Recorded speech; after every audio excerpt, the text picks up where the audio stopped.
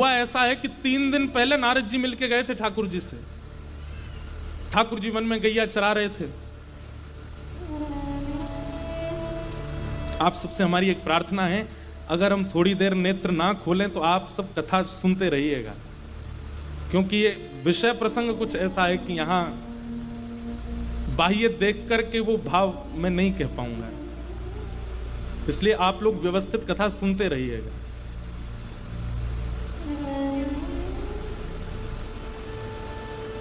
तीन दिन पहले नारद जी मिले थे ठाकुर जी को।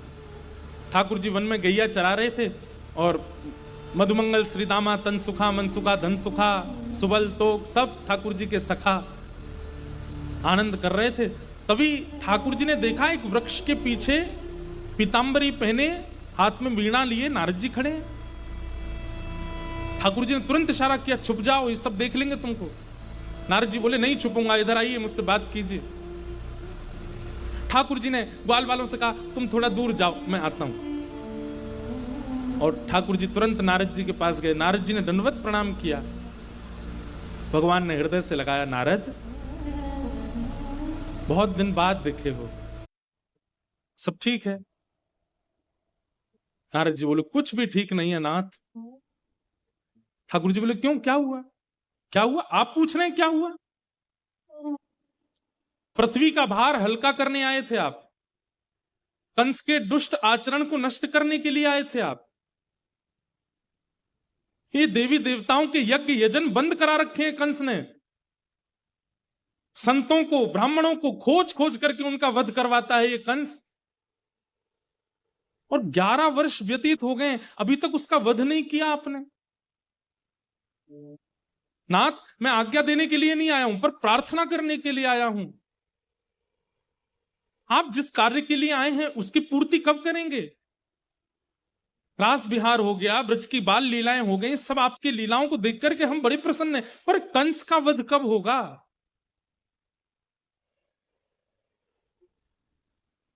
बंधुओं, आप सुनकर के आश्चर्यचकित हो जाएंगे। पर ब्रह्म परमात्मा त्रिलोकीनाथ स्वामी जगन्नाथ श्री कृष्ण कह रहे हैं, नारद सच पूछे तो मैं भूल गया था कि मुझे कंस को मारना है। इन ब्रजवासियों के प्रेम में, इन ब्रजवासियों के स्नेह में मैं इतना व्यस्त हो गया हूं कि मुझे और कुछ विचार करने की इच्छा नहीं होती। अरे नारद, मैं ये भी भूल गया हूं, तुझे देख करके मुझे याद आया कि मैं परमात्मा हूं। मैं ये भी भूल जाता हूं कि मैं ईश्वर हूं।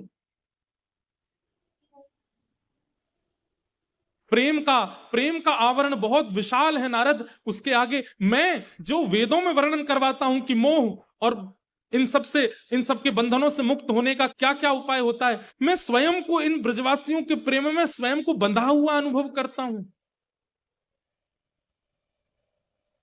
कंस को मारना है ये मुझे याद नहीं था। नारद जी खड़े हो गए, बोले, आप ये भूल गए कि कंस को मारना है? अगर आप भूल गए हैं तो मुझे बहुत कुछ याद दिलाना पड़ेगा। कंस को मारना है, जरासंध का वध करना है, काल यवन का वध करना है। जरासंध 16 बार चढ़ाई करेगा, उसकी समस्त सेना को नष्ट करना है, क्योंकि उसकी सेना में ही पृथ्वी पर भार बने हुए सारे राक्षस रहते हैं। द्वारिका की स्थापना करनी है, पराम्बा, जगदम्बा, लक्ष्मी, रुक्मणी रूप में आएंगी, उनसे विवाह करना है। महाभारत का युद्ध करा करके अर्जुन को गीता का ज्ञान उपदेश दे करके पूरे विश्व को ज्ञान से अवगत कराना है।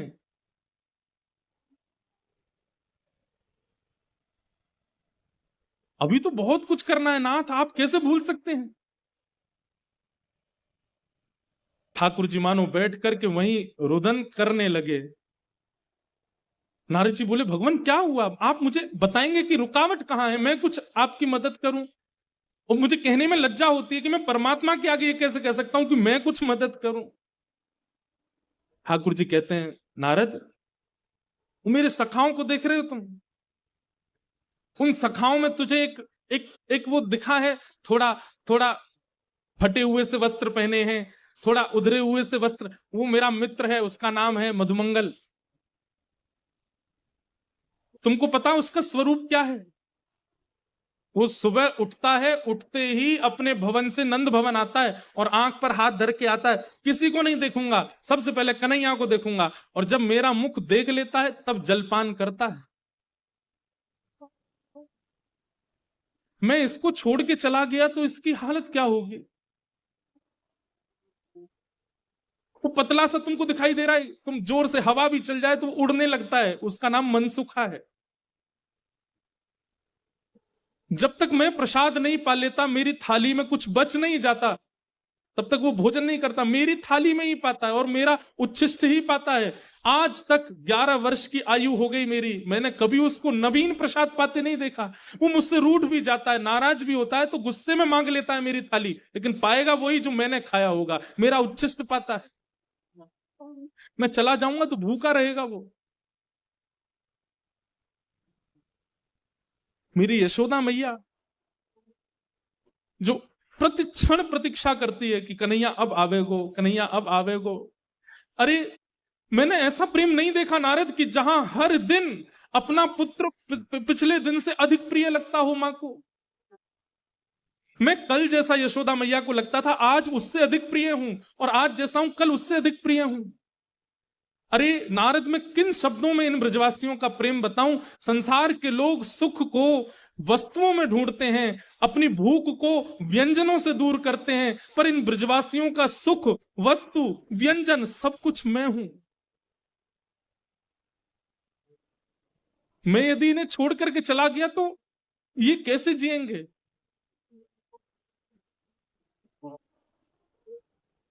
हमारे रसिकजन वर्णन करते हैं कि नारद जी का हाथ पकड़ लिया ठाकुर जी ने, और ठाकुर जी नारद जी की आंखों में देखते हुए कहते हैं, नारद मेरा एक काम कर देगा? नारद बोले, क्या? तू शंकर जी के पास जा, तू ब्रह्मा जी के पास जा, और उनसे जाकर के कह दे कि वे ऐसा तप करें कि उनके तप से एक और नारायण प्रकट हो जाए और वो सृष्टि का संचार करे, मैं वृंदावन छोड़ के ना जाऊं, किसी और पर ब्रह्म को ढूंढ लो। क्या पर ब्रह्म की पदवी कोई और ले सकता है नारद? मैं इन ब्रजवासियों से दूर नहीं जा सकता।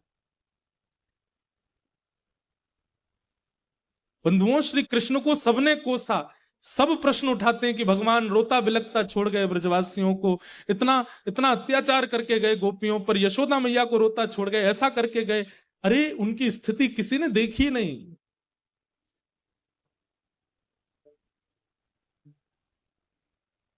नारद जी चिंतित हो गए, प्रभु आप क्या बोल रहे हैं? परमात्मा कोई जन्म लेता है? परमात्मा कोई कोई तत्व है जो दोबारा कहीं और से आ जाएगा? परमात्मा सदा एक ही रहता है। ये बात मुझे आपको बतानी पड़ रही है, इससे मुझे लज्जा हो रही है। आप वह परम तत्व हैं जो प्रथम है, जो आदि है, जिसका कभी जन्म नहीं होता है, जिसका कभी मरण नहीं होता है, जो कभी प्रकट नहीं होता, जो कभी अप्रकट अदृश्य नहीं होता, जिसकी भ्रकुटी पर पूरी सृष्टि चलती है, जिससे ब्रह्मा प्रकट होते हैं, जिससे शिव प्रकट होते हैं, जिससे ये तीनों लोग प्रकट होते हैं, वो हैं आप कैसी बात कर रहे हैं मुझसे? ठाकुर जी मानो अपने कान बंद करते, मुझे मत सुनाओ ये सब। ब्रजवासियों का प्रेम कितना रहा होगा बंधुओं, कि यहां व्यक्ति 1-2 करोड़ रुपए कमा लेता है तो अपने सगे संबंधियों को अपने पास बैठाना मंजूर नहीं करता। ठाकुर जी जो त्रिलोकीनाथ हैं, वो सामान्य से ब्रजवासियों के प्रेम में ये भूलने को तैयार बैठे कि मैं परमात्मा हूं।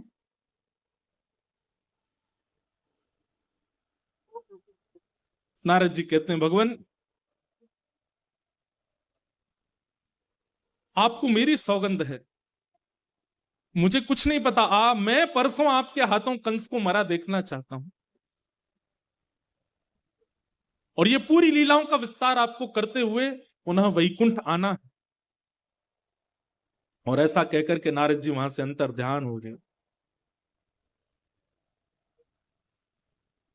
बंधुओं, जिस दिन अक्रूर जी को आना है ना, उस दिन ठाकुर जी इतने विचलित हैं कि आज ना तो हंस रहे हैं, ना पा रहे हैं, ना खेल रहे हैं, ना घूम रहे हैं। जैसे अक्रूर जी आ गए, मानो जैसे ठंडे पड़ गए हों श्री कृष्ण की, अब वो समय आ गया। और अब अक्रूर जी कह रहे हैं कि कंस ने पुरस्कृत करने के लिए बुलाया है, नंद यशोदा दोनों मना कर रहे हैं, नहीं हमारा लाला नहीं जाएगा। तब अत्यंत कष्ट में, अत्यंत वेदना में, अपने हृदय पर पत्थर रखते हुए श्री कृष्ण रोने लगते हैं और मैया यशोदा से कहते हैं, मैया हम बे, तू क्यों चाहेगी कि मुझे पुरस्कार मिले? तू तो बस मुंह को उखल में बांधना चाहे, तू तो मेरे पीछे छड़ी लेके भागना चाहे, तू तो बस अपनी गैयान को चरवाना चाहे, तू क्यों चाहेगी कि मुझे पुरस्कार मिले? दुनिया के बालक ऐसे ऐसे पुरस्कार जीत के आमे, मेला देखवे जामे, मैं और दाऊ दादा कभी वृंदावन से बाहर भी गए, कभी जानी ना दे हमें। अरे दाऊ दादा जा, मैया की तो ऐसी मन में है जी हम दोनों ने घर में ही बूढ़ा कर लेगी, कहीं ना जान देगी हमें। ये सब बात ठाकुर जी हृदय पर पत्थर रख के कह रहे ताकि मैया के मन में संवेदना हो जाए और मैया जाने की स्वीकृति दे। ठाकुर जी रूठ करके भीतर चले गए, नाटक कर रहे हैं, मन से नहीं चाहते पर कुछ तो करना पड़ेगा जाने के लिए। यशोदा मैया घबरा गई, अरे मेरो लाला तो बहुत मन में लगे हो बात को। यशोदा मैया गई, हृदय से लगा, श्याम सुंदर, अरे कन्हैया सुन, तुको कैसे पुरस्कार चाहिए, मैं दे दूंगी, तुको नंद बाबा से दिला दूंगी। ठाकुर जी गोद से उतर के जाने लगे, मुझे ना चाहिए मैया, सब घर में ही व्यवस्था कर दो, मुझको यहां तक कहीं मत जान दियो तुम।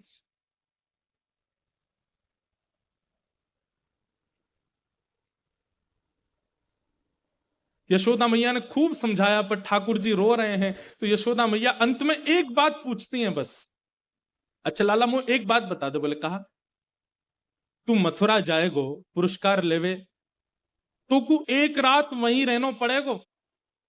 अक्रूर जी बता रहे, और मुझे तो पता है तू मेरे बिना एक मिनट ना रह सके, तू तो रात में सो ही ना पावेगो, तो मेरी गोद में सोना होवे, तू तो मुझे पकड़ के सोवे, अब रात में तू वहां कैसे सोएगो, मैं तो जाऊंगी ना संग में, फिर क्या होएगो। यशोदा मैया को लगा है कि कन्हैया ये बात सुनकर के मना कर देगा कि ना मैया तेरे बिना तो मैं रह ना सकूं। ठाकुर जी रह नहीं सकते हैं लेकिन बोल पड़ते हैं, मैया मैं तू कुछ सौगंध खा के कह रहा हूं, मैं तेरे बिना रह के दिखाऊंगा, तू मुझे भेज तो सही।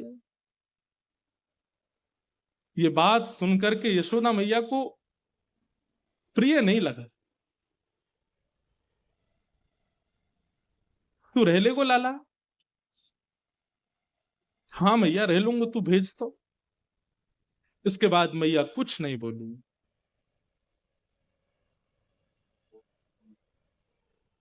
ठाकुर जी एकांत में जाकर के रो रहे हैं, मैं कैसे समझाऊं, कैसे बताऊं कि ये सब सत्य नहीं है।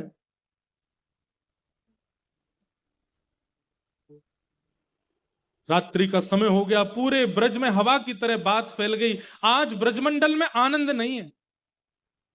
आज ना तो किसी घर में गाय का दूध निकाला गया है, ना कहीं पशु पक्षी चहक रहे हैं, ना किसी प्रकार की कोई व्यवस्था हो रही है।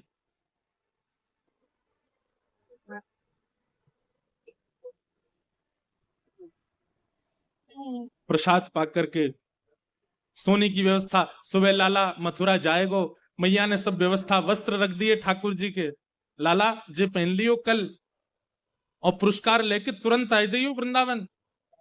हाँ मैया मैं परसों आ जाऊंगा।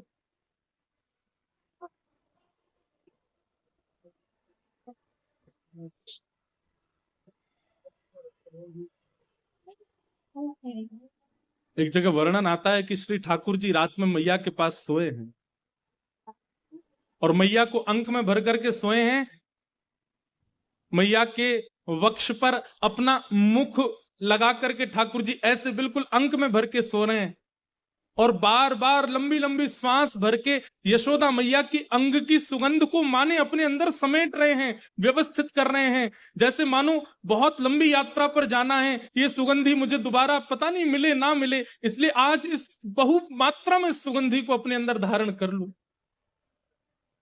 और वहां यशोदा मैया भी लंबी लंबी सांस लेकर के लाला के सिर की सुगंधी को भीतर ले रही है कि परसों आवेगो, लेकिन कल रात्रि निकारवे के काजे मुकु लाला की सिर की सुगंधी कैसे, मैं तो बिना या कुछ सूंघे सो ही ना पाऊं।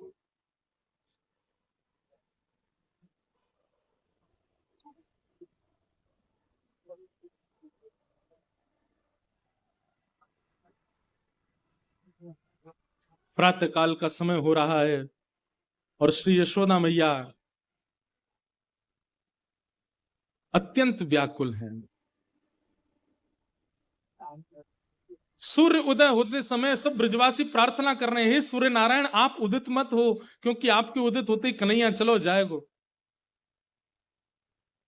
सूर्य उदय जैसे ही हुए सब ब्रजवासियों के रो नहीं रहे हैं, बस सिसकारियां चल रही हैं कि अब हम कैसे जिएंगे। स्नान करके तैयार हो गए ठाकुर जी, और जैसे ही नंद भवन का द्वार खुला, श्री कृष्ण बलराम निकल करके बाहर आए हैं। ब्रजवासियों पर तो मानो जैसे विरह का पहाड़ टूट पड़ा हो। ये बात बंधुओं तब है कि जब ब्रजवासियों को यह पता है कि परसों कन्हैया आ जाएंगे वापस, तब इतने व्याकुल हैं ब्रजवासी। सब कह रहे हैं लाला तू आज ही पुरस्कार लेके आज ही आ जाना। अरे तू संध्या तक भी प्रतीक्षा मत करवावे लाला, तू हम सत्य बता रहे हैं, हम कैसे रहेंगे तेरे बिना। जो जो गोपियां ठाकुर जी की शिकायतें करती घूमती थी, आज वो सब गोपियां ठाकुर जी से कह रही लाला हम तेरी कोई शिकायत ना करेंगी, पीछे वालों द्वार हमेशा खोल के रखेंगी, तू जो मटकी चाय फोड़ जाइयो, तू जैसो चाय माखन खाए जाइयो, तू जो चाय तू बछड़ाने लेके भाग जाइयो, तू जो करेगो हम सब राजी, तू मत जाना। ठाकुर जी कह रहे अरे ये आश्चर्य काई को है रो, मैं कोई हमेशा को थोड़ी जा रहा हूं, मैं आ जाऊंगा परसों। कई लोग इसमें प्रश्न कर बैठते हैं कि ठाकुर जी झूठ क्यों बोल रहे हैं। बंधुओं, अगर किसी असत्य भाषण से अपने प्रियजनों के प्राण बच रहे हों तो वहां असत्य बोलना दोष नहीं होता। ठाकुर जी सत्य बोल देंगे ना तो ये ब्रजवासियों के प्राण चले जाएंगे, कोई जीवित नहीं बचेगा इनमें से। कई बार उम्मीद देना इसलिए आवश्यक होता है कि हमारे प्रिय के प्राण उस उम्मीद पर टिके रहें।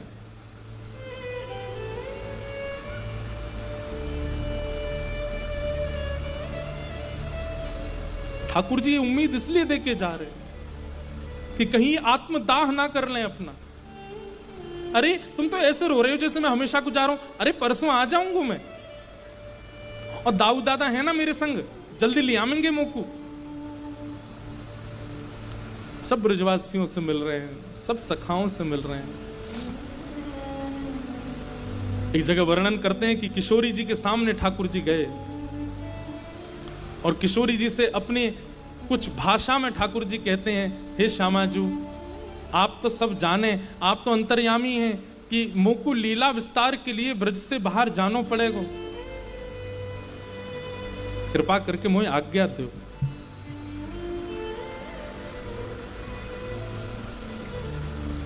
किशोरी जी कहती हैं इसका उत्तर मुझे क्या देना चाहिए, आप ही बता के जाओ।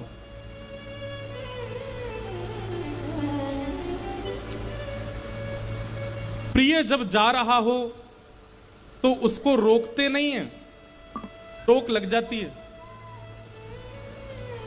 और प्रिय यदि जा रहा हो और उसको कोई रोके ना तो फिर प्रेम कैसा।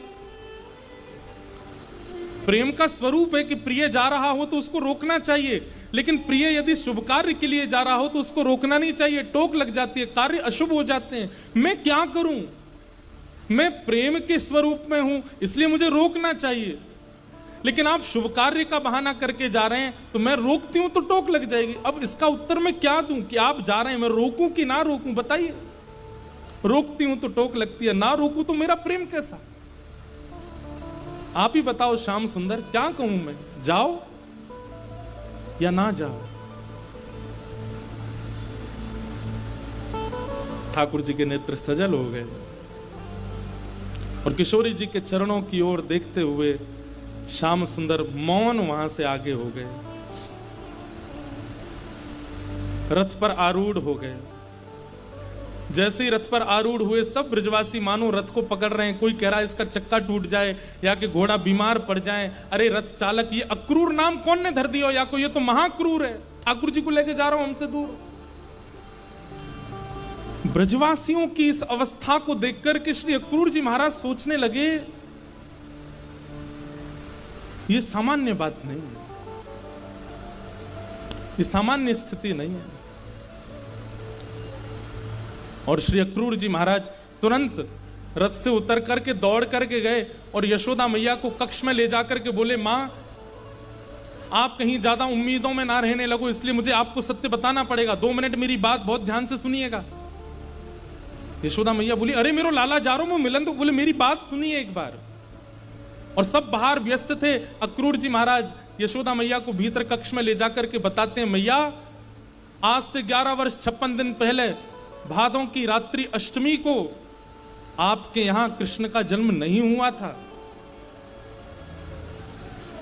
आपके यहां एक लाली ने जन्म लिया था।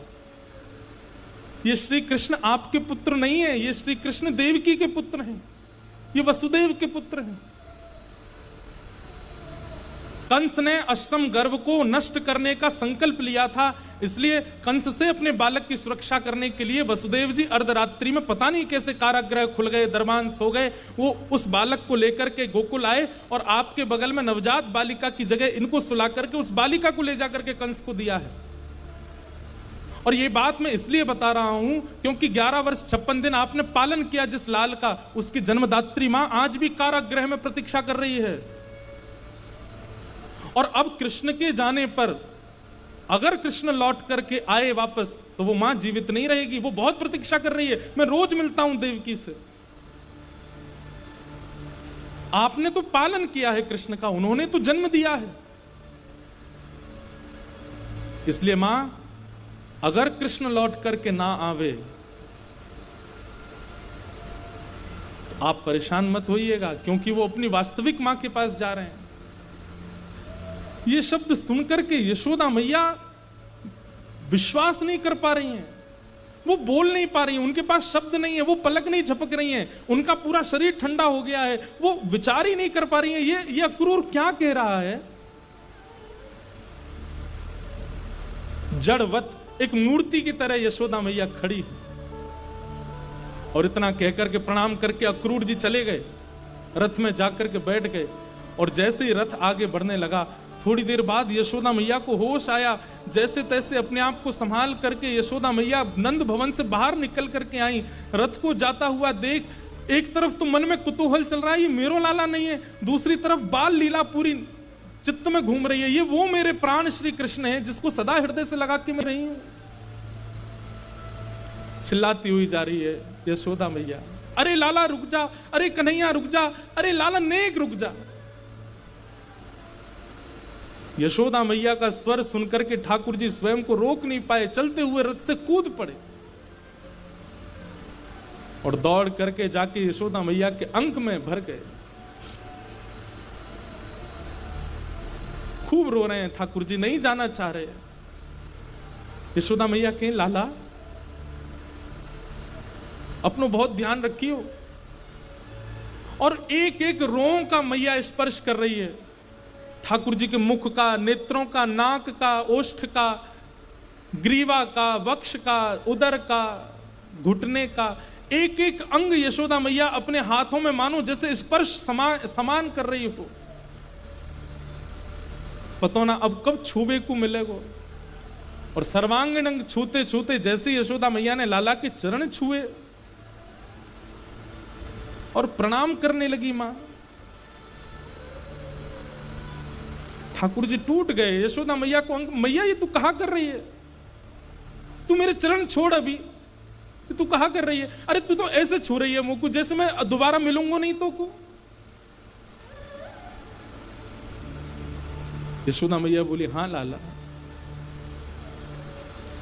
मुझे पता है तू अब मुंह को छुवे को नहीं मिलेगा। क्यों? क्योंकि मुंह को पता चल गई है कि तू मेरो लाला नहीं है, तू तो देवकी को लाला।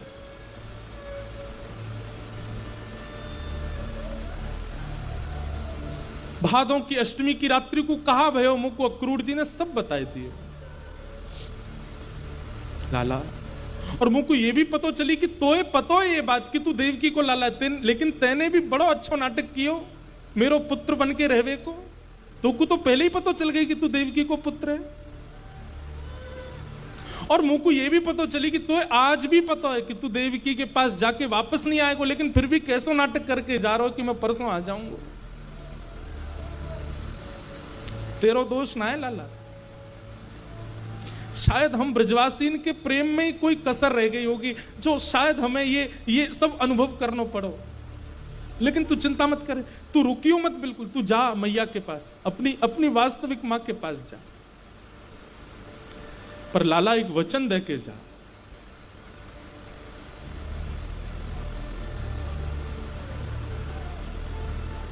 यशोदा अस्वस्थ है तू मत आइयो, यशोदा कहीं गिर गई है तू मत आइयो, यशोदा के चोट लगी तू बिल्कुल मत आइयो। लेकिन जब तू को पतो चले कि यशोदा मरवे वाली है, लाला तू वह समय आ जाइयो बस। और मैं अपने प्राणन से प्रार्थना करूंगी कि तब तक नहीं निकले जब तक मेरो लाला मेरे सामने नहीं आ जाए।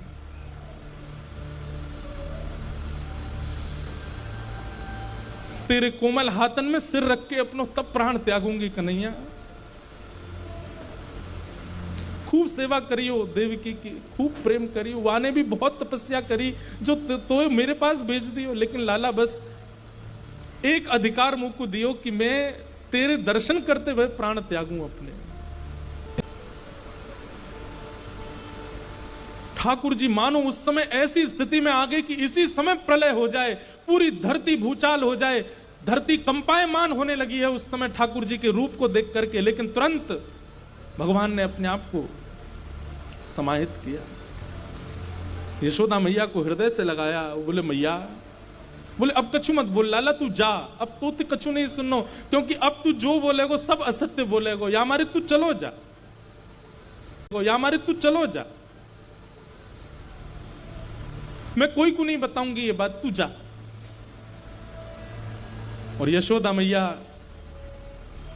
उस अवस्था में आ गई कि ठाकुर जी सब ग्वाल बालों और गोपियों के मध्य यशोदा मैया को विराजमान करके दौड़ करके गए, रथ में जाकर के बैठ गए और कहा सारथी इतनी द्रुत गति से रथ को चलाओ कि हमें मथुरा पहुंचने में ज्यादा समय ना लगे, क्योंकि जितना समय ये ब्रज की सीमा पार करने में लगाएगा रथ, मैं उतना व्याकुल रहूंगा।